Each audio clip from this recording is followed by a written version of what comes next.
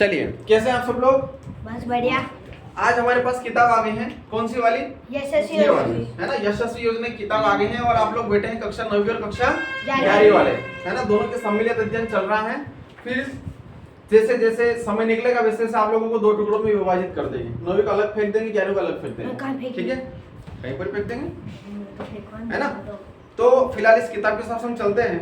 तो इसमें जो सिलेबस दिया है, सिलेबस के बारे में वैसे मैंने आप लोगों को बताया था, लेकिन आज किताब आ गई है तो मैं वापस आप लोगों को बताना चाहूंगा। इसमें गणित पूछी जा रही है आप लोगों की 30 नंबर से।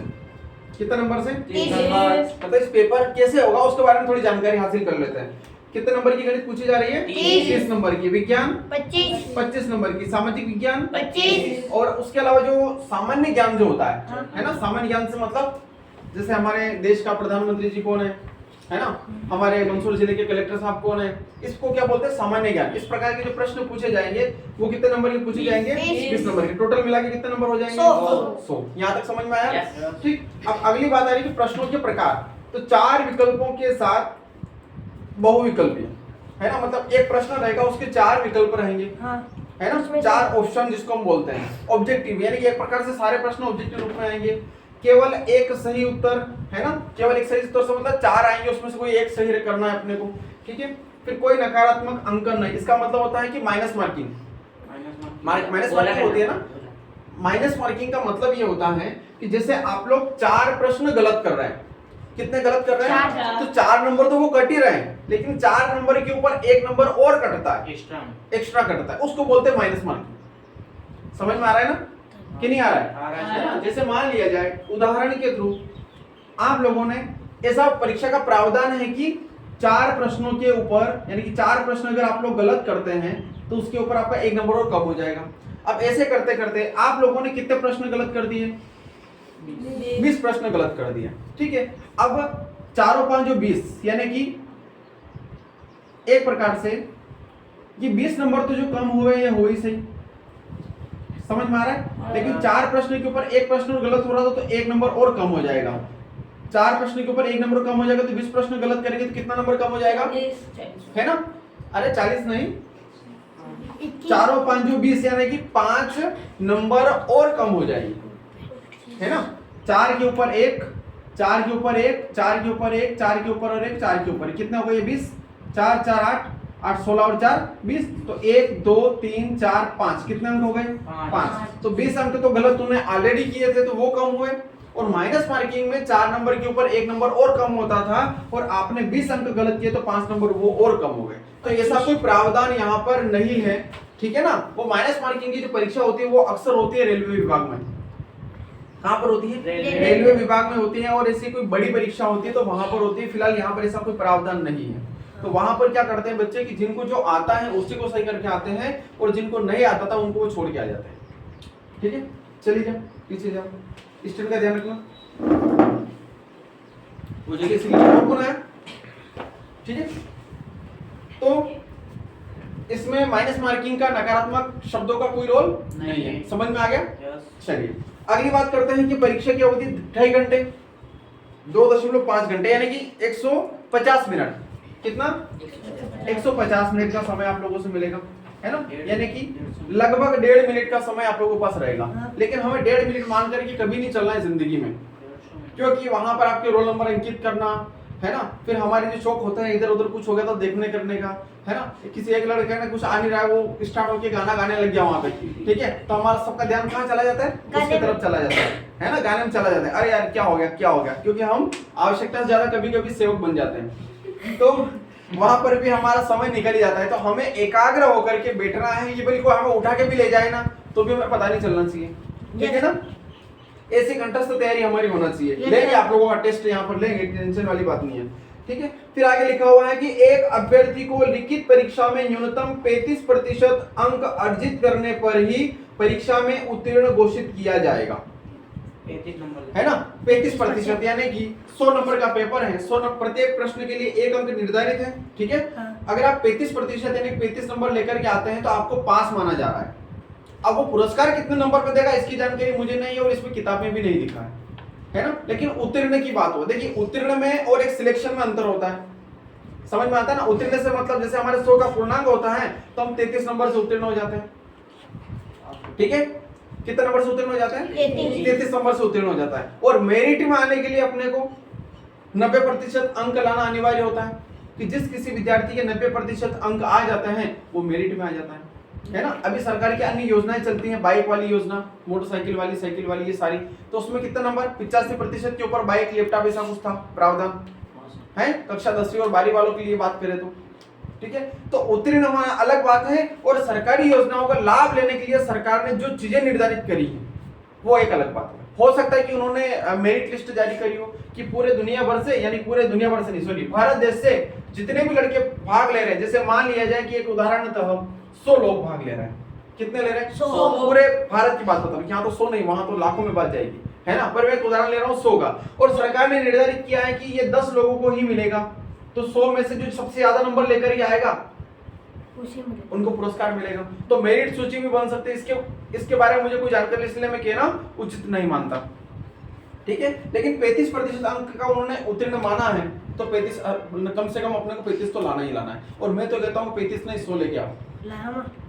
कितने लेके आना है? 100। कितने? 75,000 और 125 कितने को चाहिए? मैंने सही रहा पक्का? हाँ। सबको चाहिए ना? साला बली। मेरे को कौन कौन देगा? हाँ, 1000 रुपए दो। बली कोई बात नहीं, आप लोग लेकर के तो आओ, मुझे गर्व होगा कि यहाँ से बच्चे पढ़ करके गए और पुरस्कार आ जाए, क्योंकि यहाँ से आज से पहले वाली बैचों में भी बच्चों ने नवोदय विद्यालय में अच्छा मुकाम हासिल किया है अपनी एकेडमी से, अग्निवीर योजना के अंतर्गत भी अच्छा मुकाम हासिल किया है। 7-8 बच्चे अपने यहाँ पढ़ रहे थे, सारे बच्चों का चयन हो गया है ना। लिखित परीक्षा की बात करें तो उनका फिजिकल आएगा, देखा जाएगा क्या होगा, लेकिन यहाँ से पढ़ के गए तो सभी का चयन हो गया, ठीक है। उसके अलावा अन्य फैकल्टी में बच्चे जा रहे हैं, तो कम समय में अच्छी मेहनत करके भी बहुत बढ़िया मुकाम हासिल कर रहे हैं। अगर आप लोग 75,000 रुपए लेकर के आओगे तो हमें बढ़िया ही लगेगा, है ना, नहीं लगेगा? माता पिता भी खुश होंगे और फुल एंजॉय करेंगे ना। हाँ, डीजे विजय के साथ में नाचने के शौक है? हाँ, ये कुछ सबको है ना? घणो है। बस तो फिर वही तो। वजह ठीक मेरा है? डीजे। अगला है प्रश्न पत्र का माध्यम, है ना। देखिए आप लोग पता होगा बहुत सारे लोग हिंदी मीडियम में पढ़ाई करते हैं और बहुत सारे लोग इंग्लिश मीडियम में पढ़ाई करते हैं। हाँ। जैसे आप सब लोग कौन से मीडियम में हो? हिंदी मीडियम। जब हम फॉर्म भरते हैं ना तो वहां पर लिखा हुआ था कि आप कौन से मीडियम में हो। हाँ। कोई सा भी फॉर्म भरते तो वहां पर हिंदी मीडियम और इंग्लिश मीडियम का चयन होता है। तो आप लोग सारे हिंदी मीडियम में हैं, तो बहुत सारे लोग इंग्लिश मीडियम में होते हैं, है ना। हाँ। तो दोनों माध्यम रहेगा, ठीक है। परीक्षा का पाठ्यक्रम, यानी कक्षा 9वीं में प्रवेश के लिए कक्षा 8वीं का एनसीईआरटी पाठ्यक्रम, यानी कक्षा 9वीं के लिए 8वीं तक का पूछा जाएगा, है ना। और कक्षा 11वीं के लिए भी देख लेते हैं।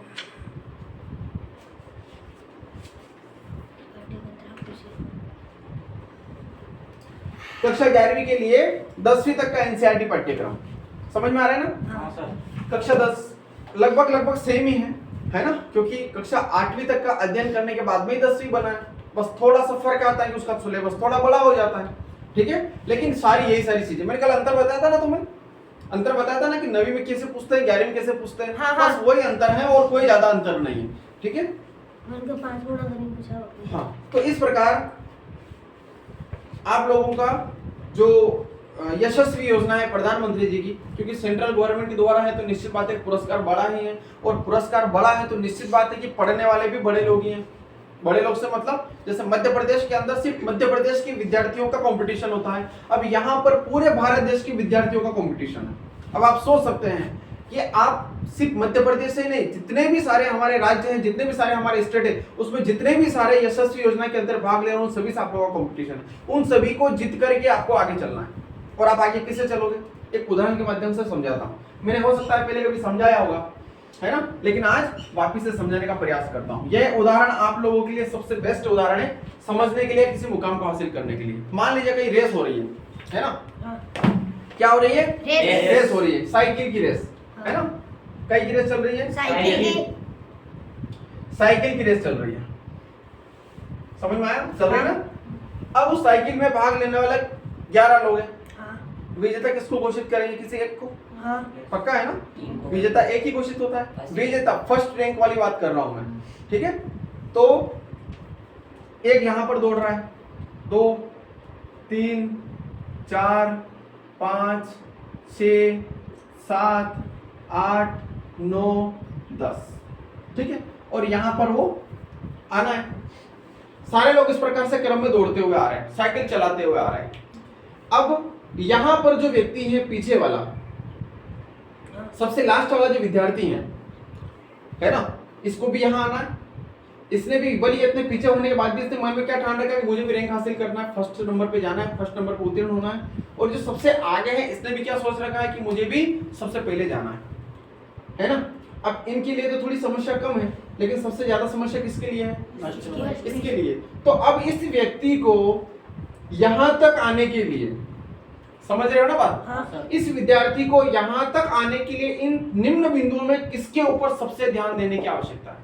10 वाले फर्स्ट यहां पर देने की आवश्यकता है कि मैं जब 10 को क्रॉस करूंगा तब तब जाकर के मैं सबसे आगे पहुंचूंगा। अभी बीच में जो आ रहे हैं उसकी नजर में क्या होना चाहिए? कीड़े मकोड़े, कोई मतलब नहीं इनसे, मुझे बात खत्म। मेरा फोकस कहाँ? सीधा आगे। कहाँ जाना चाहिए? मेरा फोकस सीधा आगे जाना चाहिए कि मैं यहाँ पर हूँ, मुझे कोई दिक्कत नहीं। बीच में जो दिख रहे हैं मुझे इनसे भी कोई मतलब नहीं है। मेरा ध्यान कहाँ है? सबसे आगे, कि मुझे इन सबको क्रॉस करके आगे जाना है। तो बीच में कुछ भी हरकतें करें, व्यवधान आता है, गति अवरोधक आते हैं, बहुत सारे लोग टांग पकड़ के खींचते हैं, बहुत सारे लोग अपनी दिशा बदलते हैं, भाई वहां नहीं वहां जा। बहुत सारे मार्केट में टीचर भी मिलते हैं अपने को, मैं अच्छा पढ़ाता हूँ, क्या बोलते हैं? मैं अच्छा पढ़ाता हूँ। मिलते हैं कि नहीं मिलते हैं? है ना, वहां मजा वो अच्छा नहीं पढ़ाते हैं। देखिए, अच्छा और बुरा किसी भी शिक्षक के ऊपर डिपेंड नहीं करता है, अपने बच्चे के ऊपर, बच्चे के समझ के ऊपर डिपेंड करता है। चेहरे से कोई बढ़िया शिक्षक नहीं होता, समझ में आ रहा है? हाँ। चेहरे से कभी कोई बढ़िया शिक्षक नहीं होता, ठीक है। और ऐसा कोई व्यक्ति नहीं है, ऐसा कोई शिक्षक नहीं है जो ज्ञान से परिपूर्ण हो। प्रत्येक व्यक्ति के अंदर ज्ञान कभी पूर्ण होता ही नहीं है। मैं आप लोगों को समझा रहा हूँ, 15 से 20 लोग सामने बैठे हुए हैं, ठीक है। मैं आप लोगों को समझा रहा हूँ, आप लोगों में से जितने लोगों को समझ में आ रहा है उनके लिए मैं बेस्ट हूँ, बाकी के लिए मैं बेस्ट। समझ में आ रहा है ना? हाँ। अब मैं जिनको समझ में आ रहा है वो तो निश्चित बातें बोलेंगे कि सर बढ़िया है, समझ में आ रहा है ना। लेकिन जिनको समझ में नहीं आ रहा है वो कैसे बोलेंगे? वो तो यूं बोलेंगे ना कि मुझे समझ में नहीं आ रहा है, या तो सर के समझाने का तरीका मेरी समझ से थोड़ा अलग है, या फिर मैं उनकी बात समझ नहीं पा रहा हूं या समझ नहीं पा रही हूं, दोनों में से एक बात होगी। अब आप रास्ते चलते, किसी व्यक्ति ने आपको पढ़ाया ही नहीं, कभी आप उसकी क्लास में कभी बैठे ही नहीं हो, और तुमसे पूछा जा रहा है कि, या फिर वो शिक्षक तुम्हें बोल रहा है कि मैं बढ़िया पढ़ाता हूं, आप कैसे मान लोगे? भाई यहाँ से कुछ लोग तुम्हें कई वर्षों से पढ़ा ही रहा हूं, उनको 6ठी 7वीं 8वीं, छोटे थे तब भी 9वीं 10वीं में मैंने पढ़ाया है। कुछ लोग नए आए हैं, ठीक है। तो भाई पहले से कैसे अंदाजा लगाओगे आप कि मैं बढ़िया पढ़ा रहा हूँ कि नहीं पढ़ा रहा हूँ? और मैं कभी नहीं बोलता हूँ मैं बढ़िया पढ़ाता हूँ, आज तक मैंने नहीं बोला कि मैं बढ़िया पढ़ाता हूँ। भैया जितना ज्ञान मेरे पास में है, जितना मैंने सीखा है मेरे गुरुजनों के माध्यम से, उतना मैं आप लोगों को सिखाने का प्रयास करता हूँ। अगर उसमें अपना वो मेंटेनेंस बैठता है कि सर जो पढ़ा रहे हैं हमारे सिलेबस के अंदर है और हमें कुछ कुछ चीजें समझ में आ रही हैं, तो आप लोगों को यहाँ आना चाहिए। लेकिन ये मुझे कहने का कोई अधिकार नहीं है कि आप मेरे यहीं पर आओ और मैं सबसे बेस्ट टीचर हूँ, मैं सभी पढ़ा रहा हूँ। ये गलत तरीका है, गलत बात है ना।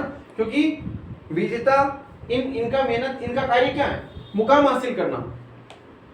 इनका मकसद क्या है? मुकाम हासिल सबसे करना। आगे जाकर के अपनी सीढ़ी हासिल करना, अपने मुकाम तक पहुंचना। विजेता घोषित करने वाला तो कोई दूसरा व्यक्ति है। अभी यहाँ देखते हुए क्या लग रहा है कि 9 और 10 दोनों एक नंबर पे चल रहे हैं, तो कौन आगे जाएगा?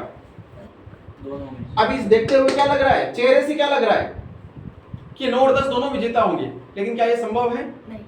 कभी कभी संभव होता है, कभी कभी, है ना। मैंने तो अभी तक सुना नहीं है, लेकिन कभी कभी।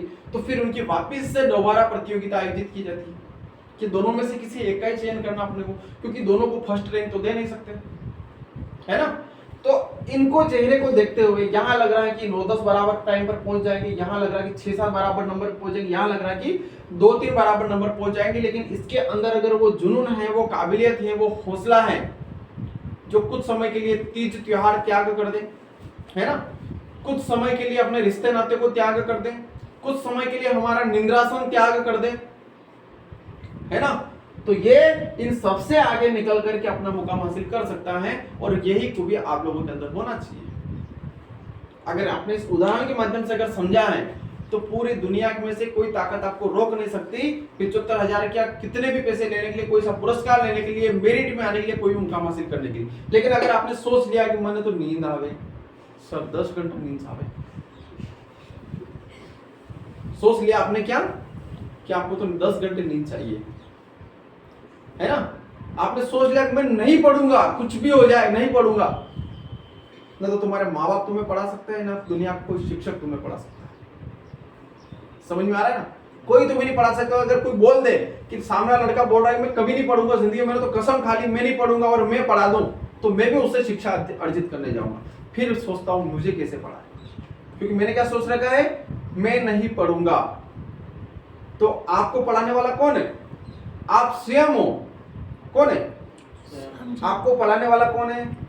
आप स्वयं हो। अगर आपने ठान लिया है कि हम मुकाम हासिल करेंगे तो आप मुकाम हासिल कर लोगे, और अगर आपने ठान लिया है कि हम मुकाम हासिल नहीं कर सकते, हमारे सामने तो व्यवधान आ रहा है, हमारे सामने तो पानी आ रहा है, हमारे तो बाढ़ आ गई सर, है ना, हमारी तो नींद ही नहीं खुली थी सर, मम्मी ने टिफिन नहीं बनाया था, हमारे ये हो गया था, वो दुनिया भर के देखो बहाने कभी खत्म नहीं होते हैं। छोटे मोटे तो हम भी बनाते थे, ज्यादा नहीं, लेकिन हम पढ़ाई के नाम पर आलसी थोड़े कम ही बनते थे, ज्यादा नहीं, है ना। तो आपको तरक्की पर मार्ग पर ले जाने वाले, आपको अपना मुकाम हासिल करने वाले आप स्वयं हो। अगर ठान लिया तो विजेता, नहीं तो फिर कभी ना जीता। ठीक है, तो ये यशस्वी योजना की एक छोटी सी जानकारी के माध्यम से हमने एक वीडियो भी बना लिया, क्लास भी ले ली। ठीक है, अब हम अगली क्लास में, अगला वीडियो में अपनी पढ़ाई व्यवस्थित जारी करते हैं।